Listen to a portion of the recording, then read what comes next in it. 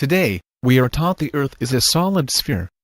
From a very young age we are told the center of the Earth is filled with a molten core. We are taught the Earth was once a large liquid sphere of molten lava revolving around the Sun.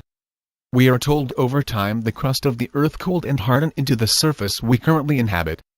We are told there are several facts which led scientists to this theory. We are told of volcanoes, which spew lava from inside. We are told Earth has magnetic field, which is produced by a rotating molten iron core.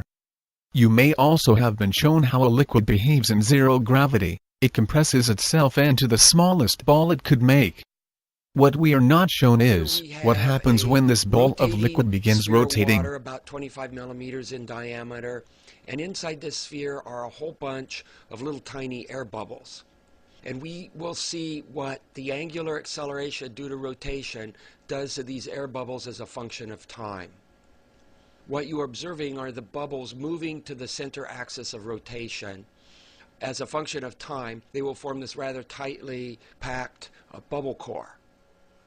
These bubbles are kept from coalescing from a small amount of added surfactant to the water.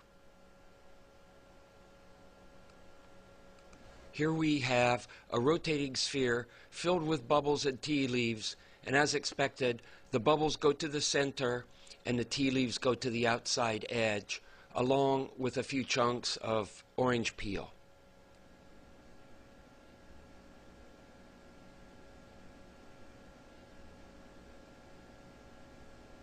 Here we have a rotating sphere with bubbles and chunks from breaking up a small vitamin tablet.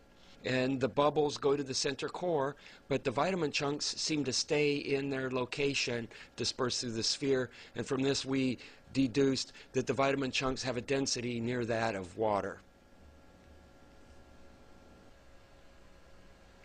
This is not a new theory. Sir Edmund Halley was a famous English astronomer and mathematician. Back in 1692, he published his theory on the hollow Earth. He developed his theory from working with Sir Isaac Newton on Earth magnetism fluctuation and possible causes. John Cleves Symmes was a former captain in the United States Army, war hero, philosopher, and hollow Earth researcher. He believed the Earth was hollow and habitable within. He was ready to dedicate his life to proving his theory, and attempted to search for the openings and explore the hollow Earth. In the spring 1818, Symmes sent a proposition to cities across the United States which stated, quote, "To all the world, I declare the Earth is hollow, and habitable within, containing a number of solid concentric spheres, one within the other, and that it is open at the poles 12 or 16 degrees. I pledge my life in support of this truth, and am ready to explore the hollow, if the world will support and aid me in the undertaking." Today there is a monument of the hollow Earth dedicated to Symmes and his theory. The most recent exploration of the polar regions was attempted by Admiral Richard Byrd. This man became an expert after making many flights over both poles and mapping the Antarctic. He discovered mountain peaks, trees, rivers, and large animals. After returning to America, Washington censored his expedition and ordered his silence. Before his death in 1957, Byrd wrote a lost entry in his diary concerning the event, which stated, quote, "We are crossing over the small mountain range still proceeding northward. Beyond the mountain range is, what appears to be a small river. There should be no green valley here. Something is definitely wrong and abnormal here. We should be over ice and snow. From the port side there are great forests growing on the mountainside. The instruments are still spinning. The gyroscope is oscillating back and forth. I alter the altitude to 1,400 feet, and execute a sharp left turn. The light here seems different. I cannot see the sun anymore. We make another left turn and spot what seems to be a large animal of some kind below. It looks like a mammoth-like animal. This is incredible, but there it is. Temperature indicator reads 74 degrees. Continue our heading.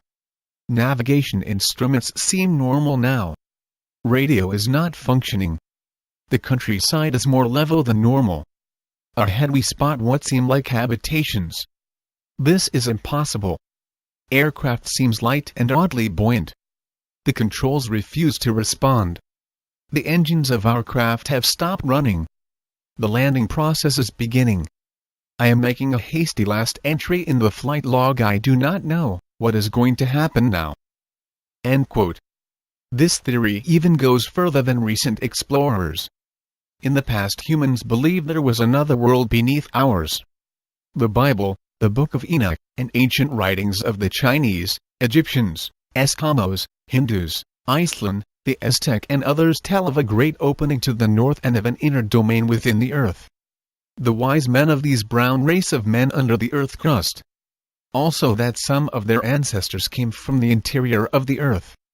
Indians' legends tell of tribes living in the earth. Cave drawings in India depict a group of people emerging from a hollow earth, and local legends say they were the first humans to leave the subterranean world to populate the surface world. Native American legends, from the Mandan, Sioux, and Tuscarora speak of their tribal origins coming from inside the earth. Eskimos also have the same tribal teaching. The Shawnee claim a civilization of whites lived in what is now Florida, and returned to the caves of the earth. Incas have similar folklore. You may wonder about the inner sun. A possible explanation would be cold fusion. The subject of cold fusion does not seem to enjoy much credibility in the USA. Some scientists regard cold fusion as a pseudoscience.